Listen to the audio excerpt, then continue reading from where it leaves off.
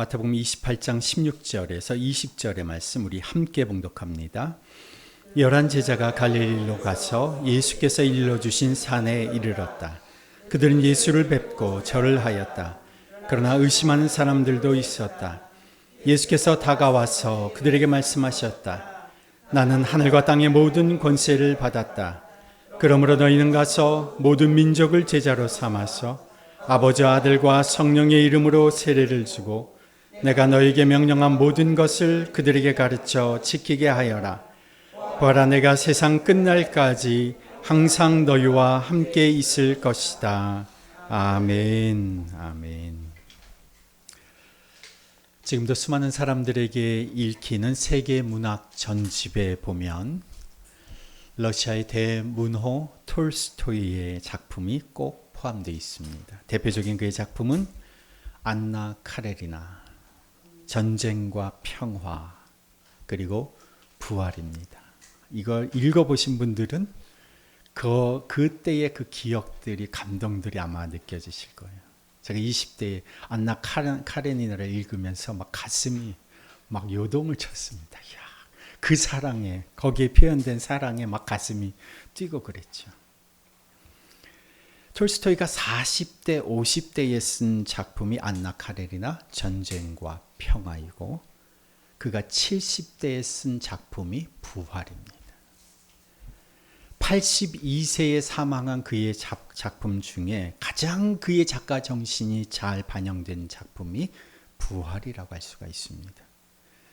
젊은 시절의 방황을 뒤로하고 예수 그리스도의 그 말씀에 깊은 감동을 받은 그는 발표하는 작품마다 기독교 정신, 그리스도의 그 신앙적 가치를 작품 속에 담아내곤 하였는데 그가 70대의 그 인생의 가장 완숙한 시기, 신앙적으로도 가장 깊이를 더해가던 그 시기에 쓴 소설 부활은 그 이름에서부터 의미하는 바가 남다릅니다. 왜 부활이라는 제목으로 이 작품의 이름을 붙였을까요? 이 소설에는 두 사람의 주인공이 등장합니다. 드미트리 네훌류도프라고 하는 부유한 귀족 청년과 젊은 여인 카투샤 마슬로바라고 하는 여인이 등장하죠. 이 귀족 네훌류도프는 한때 그가 사랑했던 여인 카투샤를 그가 배심원으로 참여한 재판에서 다시 우연히 만나게 됩니다. 그녀는 살인 혐의를 받는 매춘부로 재판석에 서 있습니다. 네훌류도프는 그녀가 매춘부가 되어 불행한 생활을 하게 된 것이 바로 자신이 젊은 시절 저지른 무책임한 하룻밤에서 시작됐다는 것을 알게 됐습니다. 그녀의 임신한 그 아기가 자기 아기였던 것이죠. 그러나 카투샤는 그의 아기를 임신하게 돼서 하녀로 있던 집에서 쫓겨나게 되고 결국 그녀의 인생은 매춘부로 살아가게 되었던 것입니다. 네훌류도프는 그녀의 무죄 탄원과 석방을 위해서 애를 써보지만 결국 카투샤는 유죄 선고를 받고 다른 죄수들과 함께 시베리아 유형을 떠나는데 그런 그녀를 네훌류도프는 포기하지 않고 자신의 명예를 내버리고 결혼이 약속된 귀족과의 그 약혼녀와의 관계까지도 포기하고 그녀를 따라갑니다. 그런데 카투샤는 시베리아 유형으로 이제 열차로 끌려가는 과정 속에서 네훌류도프의 선처로 인해서 정치범 칸으로 열차 칸으로 이제 옮겨지게 되고 그곳에서 그 당시에 존경받던 양심수들과의 만남을 가지게 됩니다. 그들과의 인격적인 관계 속에서 사랑과 대우를 받고 존중을 받으면서 특별히 그들 가운데 시몬손이라고 하는 개혁 혁명가의 사랑을 받으면서 그녀의 인생은 정신적으로 새롭게 바뀌어져 갑니다. 그녀와 평생 함께하고자 했던 그 마음을 가지고 그녀를 따라 나섰던 네훌류도프는 충격을 받습니다. 시몬손의 그 진지함과 그녀의 변화된 모습을 보면서 결국 그는 두 사람의 결혼을 승낙하게 되고 그들을 축복하게 됩니다. 사실 카투샤는 네울류도프를 진심으로 사랑하고 있었지만 그의 장래를 위해서 그런 결정을 일부러 선택한 것이었습니다. 그 와중에 네울류도프는 황제에게 청혼을 하죠. 그리고 그 청혼이 받아들여져서 카투샤가 석방이 결정되었는데 카투샤는 자신이 결혼한 죄수 시몬선 곁에 그대로 남아있기로 결정을 합니다. 네울류도프는 숙소인 여관방으로 돌아와서 이제 어떻게 살아야 할지를 고민하다가 복음서 마태복음의 말씀을 읽게 됩니다. 그 마지막 부분에 보면 마태복음 말씀이 구구절절 기록되어 있어요. 그리고 그 말씀 속에서 큰 깨달음을 얻습니다. 부활이라고 하는 소설의 마지막 부분이 이렇게 결론을 맺습니다. 너희는 먼저 하나님의 나라와 그 의를 구하라. 그러면 나머지 것은 모두 너희에게 돌아가리라 라고 했는데 우리는 그 나머지 것만을 찾고 있었으니 제대로 된 진실한 삶을 발견하지 못했던 것은 당연했다. 그렇다. 바로 이것이 내 평생의 사업이다. 이날 밤부터 네울류도프에게는 완전히 새로운 삶이 시작되었다. 그가 새로운 환경에 들어갔기 때문만이 아니라 그때부터 그에게 일어난 모든 일이 그에게 이제까지와는 완전히 다른 의의를 갖게 되었기 때문이었다. 그의 삶의 이 새로운 시기가 어떤 식으로 결말을 맺을지 그것은 미래가 보여줄 것이다. 이게 마지막 문장입니다. 예수님의 부활에 대한 직접적인 언급은 없지만 부활이라고 하는 이 작품은 그 끝에 마태복음 18장과 산상수훈의 말씀을 그대로 적으면서 두 주인공이 정신적으로 부활한 새로운 삶을 향하여 미래로 나아갔다는 것으로 결론을 맺고 있습니다. 오늘이 부활절 두 번째 주일입니다. 예수님이 십자가에 죽으시고 3일 만에 부활하셨습니다. 여러분이 죄를 지으면 어떤 처벌을 받습니까?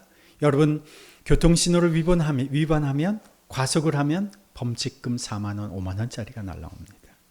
여러분이 도둑질을 하면 절도죄로 6년 이하 징역이나 1,000만 원 이하의 벌금을 받습니다.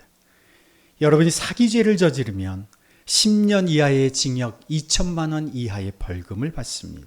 살인죄를 저지르면 사형 무기징역 혹은 5년 이상의 징역을 받습니다. 이게 우리가 사는 사회의 형법입니다. 이것을 가지고 아무도 불공정하다 말하는 사람이 없습니다. 그런데 우리가 하나님이 싫어하시는 죄를 지으면 하나님의 법에 우리는 어떤 처벌을 받아야 하는지 아십니까? 작은 죄, 큰 죄 상관없이 똑같은 형벌을 받습니다. 하나님의 법에 따르면 죄의 과중에 상관없이 죄의 형벌은 사형입니다. 죽음입니다. 예수님이 왜 십자가에서 죽으셨느냐? 예수님이 십자가에서 죽으신 것은 바로 죄 지은 자가 치러야 하는 하나님의 법의 형벌, 죽음을 예수님이 치르셨다는 것입니다. 그러면 예수님이 죄를 지으셨다는 것입니까? 아닙니다. 본인은 아무 죄도 짓지 않으셨지만 죄 지은 우리를 대신하여 예수님께서 죄의 형벌을 십자가에서 치러주셨다는 겁니다. 죄로 인한 저주와 형벌은 예수님이 가져가시고 3일 만에 부활하셔서 죽음을 이기시는 그 예수 그리스도의 권세와 생명과 복은 우리에게 주셨습니다. 그래서 예수님의 다시 사심은 죽음의 권세로부터 그리고 그 배후에 역사하는 사탄과 마귀의 권세로부터의 해방과 승리를 의미합니다.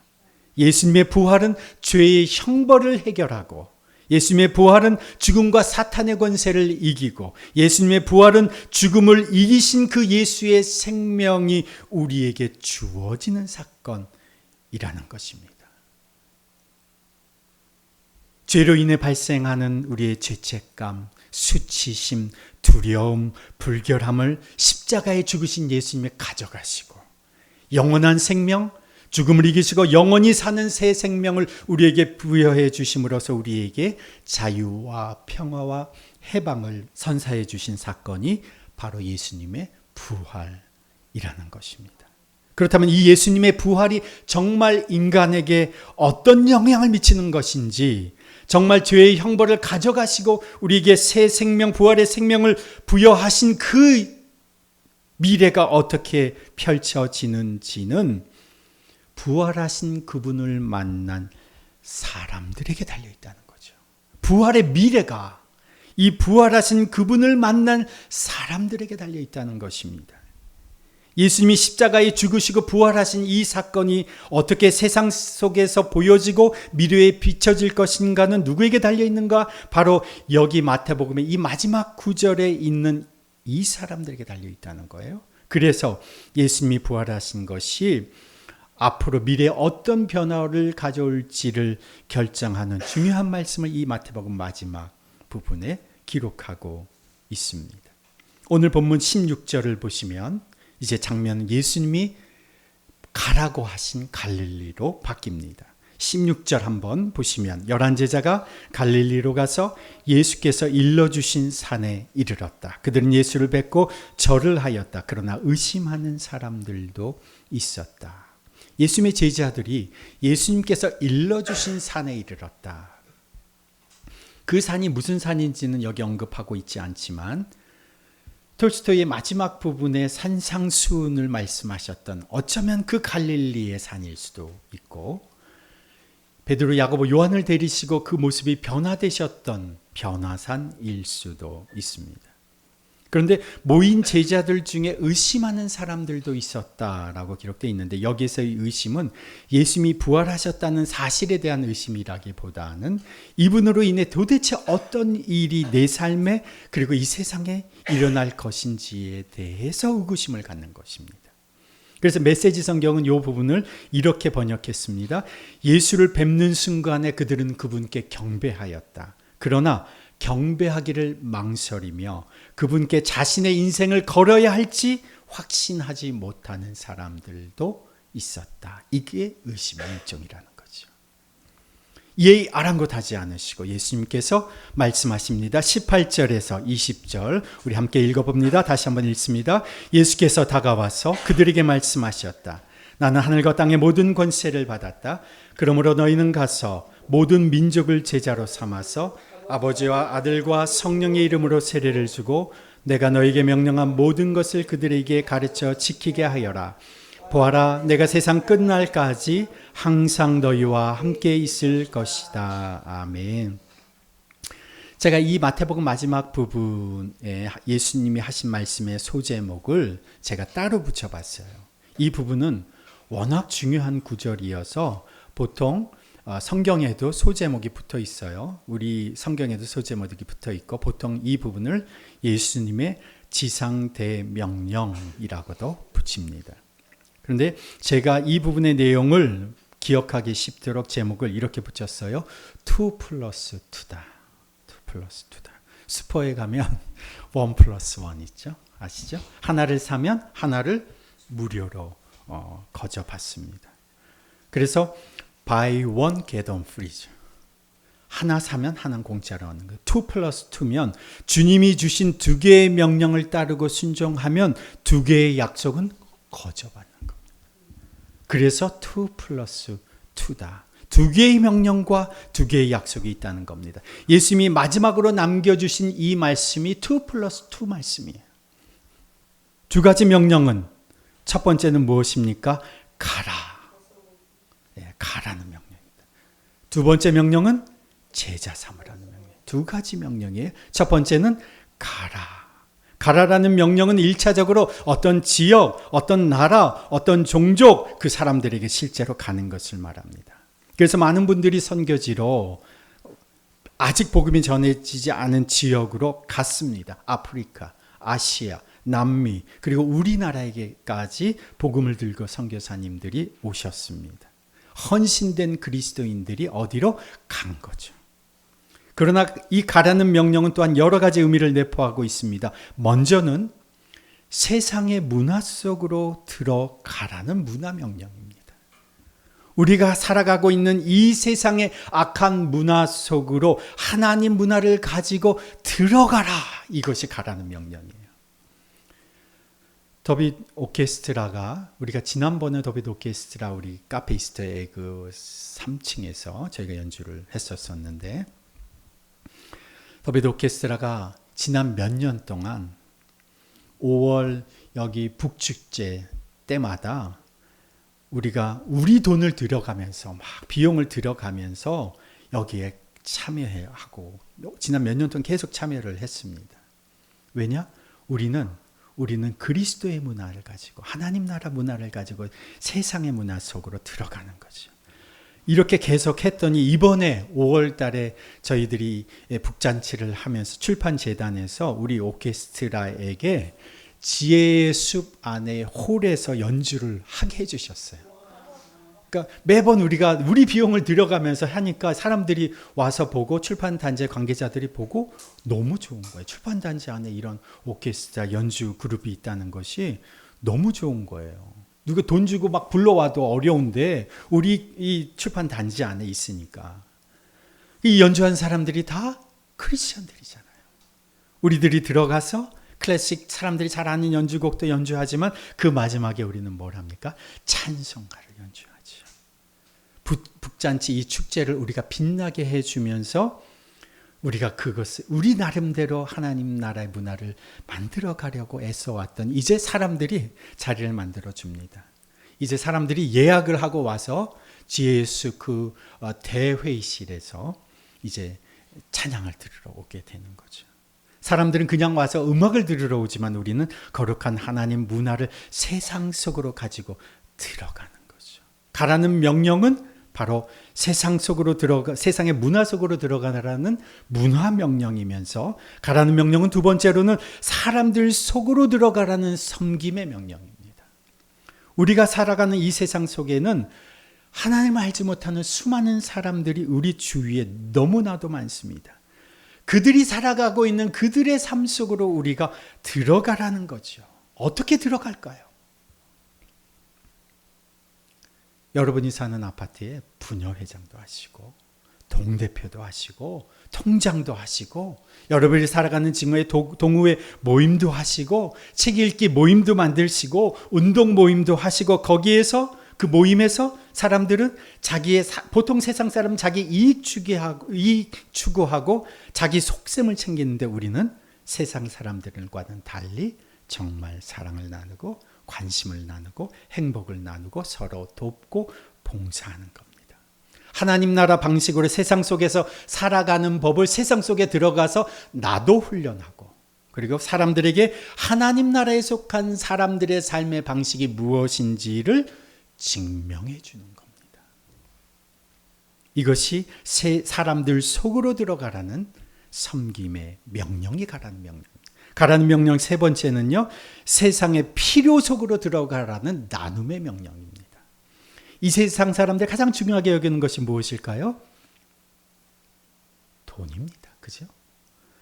그런데 사람들이 그렇게 중요하게 여기는 돈, 재정을 우리가 이익 따지지 않고 진실하게 그들의 필요를 채워주는 의미 있는 일에 사용하면 사람들의 시야가 달라집니다. 돈이 최고라고 여기며 살아가는 사람들 속에서 정말 필요한 곳에 아낌없이 재정을 사용하고 나누는 모습을 보면서 세상 사람들은 이 사람들은 돈보다 뭔가 훨씬 더 중요한 가치가 있구나를 알게 되죠. 우리가 매년 1년에 한 번 혹은 두 번 주일을 정해서 그 주일에 들어온 헌금을 전액 우리 세상 속으로 흘려보내왔습니다. 지역사회에 혹은 작은 교회들에 혹은 선교사님들에 이렇게 흘려보냈죠. 우리 자신의 필요만을 생각하면 절대로 흘려보낼 수가 없습니다. 주님께서 흘려보내게 하시는 곳에 우리가 나누고 그렇게 나누면 우리는 주님의 도구가 되는 거죠. 어떤 사람, 어떤 단체, 어떤 교회를 돕는 일을 하나님이 하고자 하셔서 우리 보고 그 일을 감당해 주라고 하시면 우리는 어떻게 합니까? 순종하는 거죠. 그러면 우리는 하나님의 공급하시는 도구와 통로가 되는 겁니다. 그러나 우리가 풍족합니까? 아니죠. 항상 순종하는 사람들, 하나님의 도구가 되는 사람들을 보면 그렇게 풍족한 사람들이 별로 없습니다. 그러나 그럼에도 순종합니다. 그런데 우리가 필요한 순간에 우리 또한 주님 앞에 기도하죠. 하나님, 우리가 이런 필요들이 있습니다. 하나님 앞에 기도하고 간구합니다. 그러면 하나님은 누군가 다른 하나님의 도구, 하나님의 사람을 사용하셔서 우리의 필요를 하나님이 채워주시는 거죠. 5천 명이 모여있던 저녁 들판에 예수님께서 제자들에게 하신 말씀이 무엇입니까? 너희가 저들에게 먹을 것을 줘라. 제자들이 깜짝, 네? 아니, 우리가 무슨 돈이 있다고, 우리가 무슨 양식을 쌓아 놓았다고 그런 말씀하십니까? 라고 말할 필요가 없습니다. 나누라고 하실 때는 나누면 됩니다. 있는 것, 내가 나눌 수 있는 것 나누면 됩니다. 우리가 나누었을 때에 수많은 사람들이 먹게 되죠. 먹고 남은 것만 거두었는데도 원래 나누었던 분량보다 훨씬 많은 12광주리를 거두게 되었습니다. 하나님이 가라는 말씀하시는 명령은 우리가 세상의 필요를 채워주는 나눔의 명령입니다. 2023년도에 저희가 교회 재정적으로 그렇게 쉽지가 않았습니다만은 연말에 하나님께서 저희의 필요를 아시고 외부에서 재정을 또 채워주셨어요. 지난 연말에. 그래서 2024년도 올해를 시작하면서 부족함 없이 감사함으로 시작할 수가 있었습니다. 저희들의 필요는 하나님이 채워주시잖아요. 저희가 다음 달이면 5월이면 저희가 창립 기념주일이 있습니다. 이번 5월 19일이 저희가 5주년 창립 기념주일입니다. 제가 여러 차례 기도하면서 주님, 이번 창립 기념주일에 어떻게 하면 좋을까요?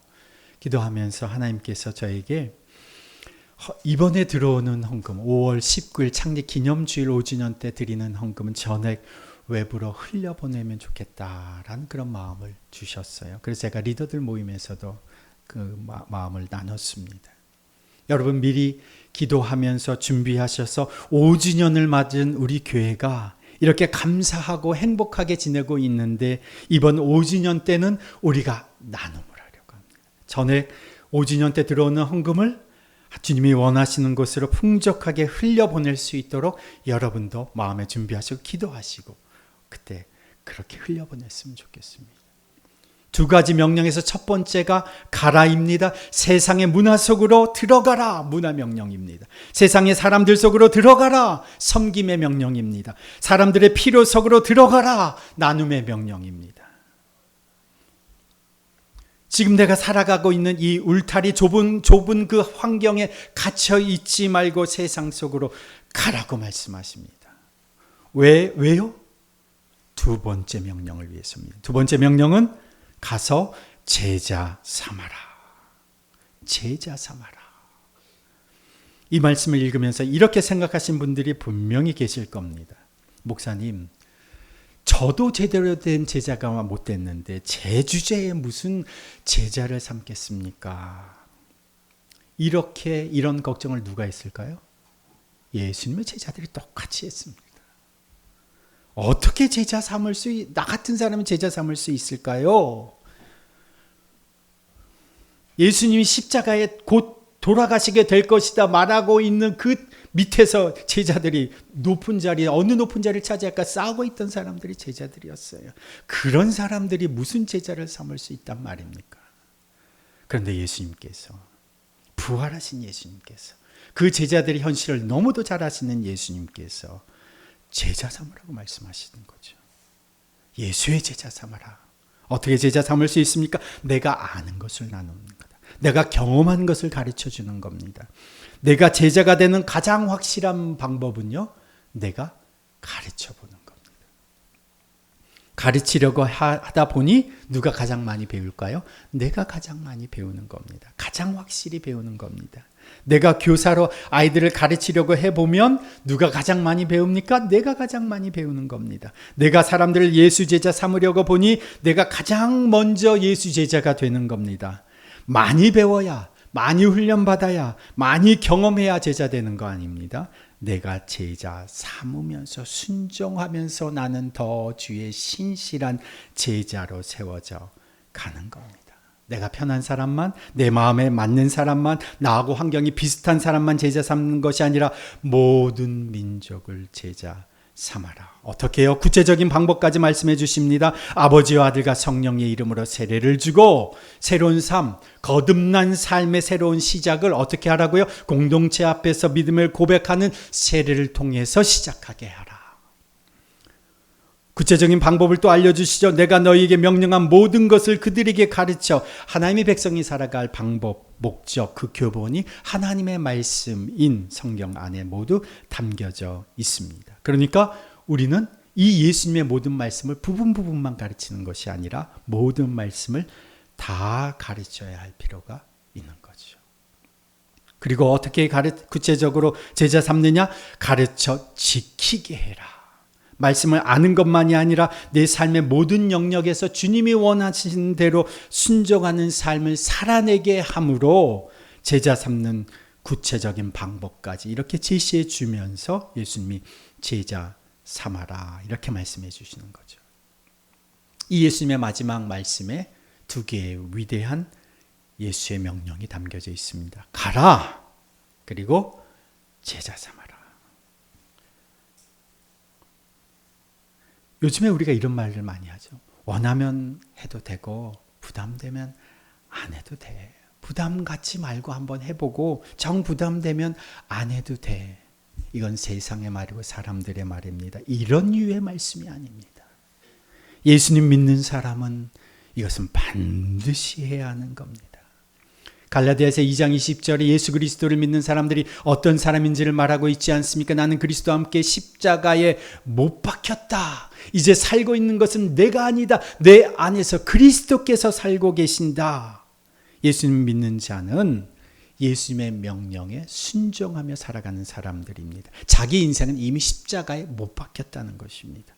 나를 위하여 죽으신 예수 그리스도를 위하여 사는 사람, 그 사람이 그리스도인입니다. 내가 원하는 대로 사는 사람은, 아직 자기 옛 자아가 십자가에 처리되지 않은 사람은 그리스도인이라고 말할 자격이 없습니다. 예수님께서 그리스도인의 분명한 인생의 목표와 방향을 정해 주셨습니다. 분명하고 명확합니다. 가서 제자 삼아라. 이것을 통해서 우리는 하나님을 영화롭게 하는 겁니다. 충고는 안 받아들일 수 있습니다. 권면은 거부할 수 있습니다. 예수님의 마지막 위대한 명령은 거부할 수가 없습니다. 반드시 해야 되는 겁니다. 안 하는 사람은 그리스도인이라고 불릴 수가 없는 겁니다. 그래서 우리 인생에 예수님처럼 몇 명의 제자를 삼느냐? 12명의 제자를 삼으면 그 인생은 성공한 인생이다. 예수님 몇 명의 제자를 세우셨어요? 12명에서 1명은 실패하고 11명을 세웠으니까. 우리가 12명의 제자를 세우면 예수님만큼 성공한 인생입니다. 근데 예수님 나보다 더 큰 일도 한다고 하셨으니까 12명의 제자를 세우는 겁니다. 결심하는 거. 여러분 인생에 결심해 보시죠. 내 인생에 내가 살아가는 동안에 나는 내 울타리를 넘어가서 세상의 문화 속으로, 세상의 사람들 속으로, 세상의 필요 속으로 가서 내 일생에 12명의 신실한 제자를 세우겠다. 이렇게 결심해 보십시오. 그 12명의 제자 중에 나의 자녀는 내 제자에 포함되어 있습니다. 그러니까 4명의 자녀를 둔 사람은 이미 4명의 제자를 양육하고 있으니까 8명만 세우시면 돼요. 자식만큼 확실한 제자가 없습니다. 그러니까 제자 세우려면 어떻게 해요? 부모가 잘 자라야 돼요. 기도해야 돼요. 내가 먼저 제자가 돼야 돼요.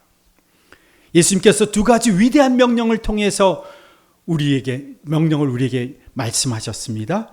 그리고 이 2가지 위대한 명령을 위해서 2가지 위대한 약속을 주셨어요. 무슨 약속을 주셨습니까? 20절에 세상 끝날까지 항상 너희와 함께 있을 것이다.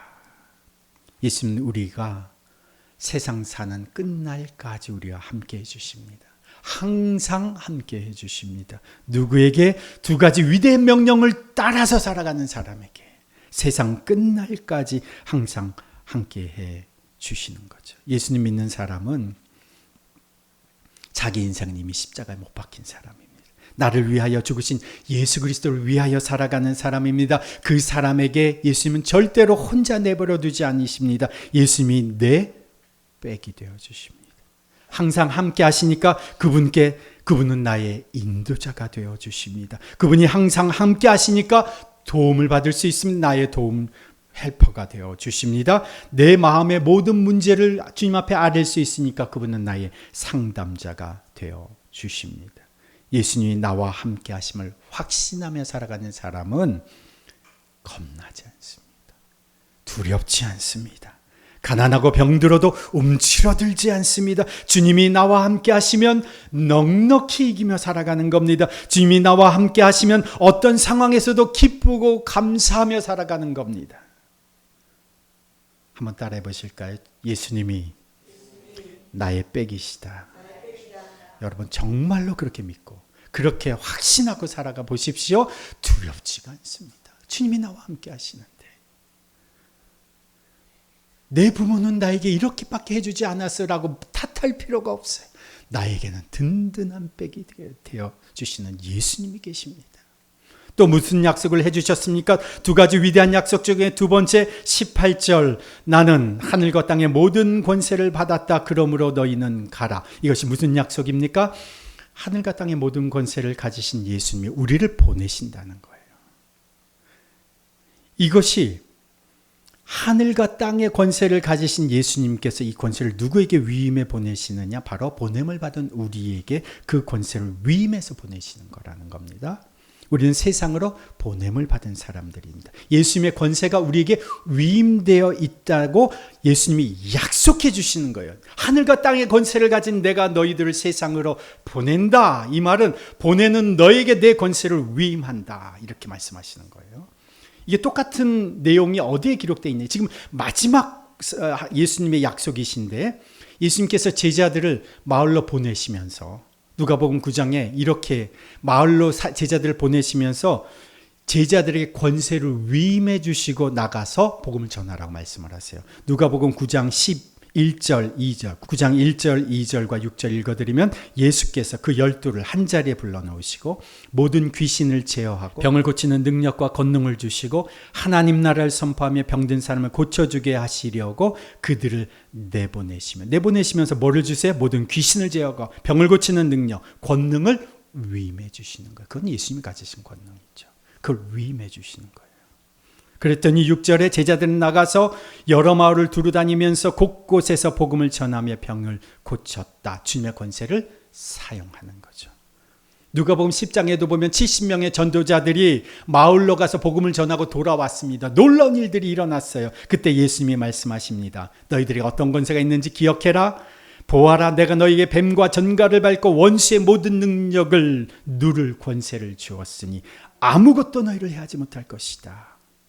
예수님이 두 가지 위대한 약속을 해주셨습니다. 첫 번째는 내가 세상 끝날까지 너희와 항상 함께 할 것이다. 두 번째는 내가 너희에게 나의 권세를 준다. 예수님의 권세를 너희에게 준다.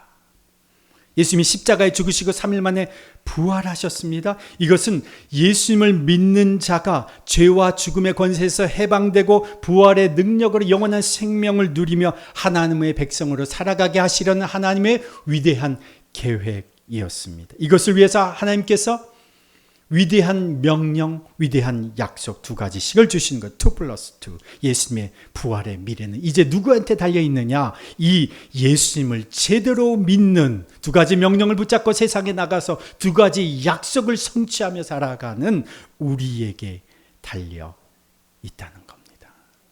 두 가지 위대한 명령이 무엇입니까? 가라. 또 제자 삼으라. 두 가지 위대한 약속이 무엇입니까? 항상 함께 하겠다.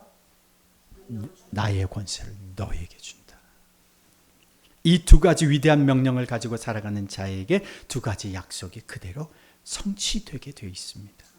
이 두 가지 위대한 약속을 실제적으로 삶 속에서 경험하는 자는 두 가지 명령을 성취하면서 또한 살아가게 되는 겁니다. 두 가지 약속과 두 가지 명령이 계속적으로 선순환이 이루어지는 거예요. 두 가지 명령을 수행하는 자는 두 가지 약속을 성취하고, 두 가지 약속을 성취하는 자는 또 두 가지 명령을 세상 속에서 순종하며 살아가는 거죠.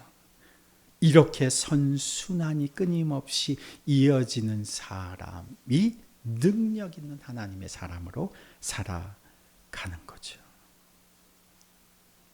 그 예수님이 살아나신 그 예수님의 부활이 정말 세상을 바꿀 힘과 능력이 있는지, 그 부활이 정말 사람들의 인생을 바꿀 능력이 있는지, 세상 속에서 하나님은 지금도 그 부활의 능력을 행세하고 계신지 증명하고 확증해 줄 수 있는 사람들이 누구냐? 바로 예수님이 이 마지막에 말한 예수님을 믿는 사람들, 제자들, 바로 우리들이라는 겁니다. 우리를 통해서 부활의 미래가 증명되는 겁니다. 부활이라는 이 소설의 마지막에서 네훌리오도프를 통해서, 카투샤를 통해서 부활이라고 하는 그 소설의 마지막 미래가 증명되었듯이, 하나님의 사랑이 예수님을 통해서 우리에게 증명되었듯이, 우리를 위하여 죽으시고 다시 사신 예수 그리스도의 부활은 이제 세상 속에서 누구를 통해서? 바로 우리를 통해서 그 미래가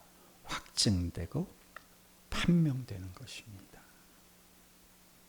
하나님의 위대한 계획 속에서 우리를 부르셔서 하나님의 두 가지 위대한 명령을 주시고 두 가지 위대한 약속을 주신 그 하나님의 말씀을 붙잡고 우리는 세상 속으로 가는 겁니다.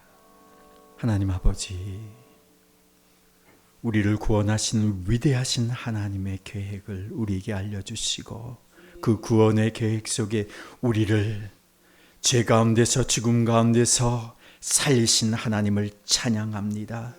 이를 위하여 예수님께서 우리를 대신하여 십자가에 죽으시고 우리를 위하여 3일 만에 부활하셨습니다.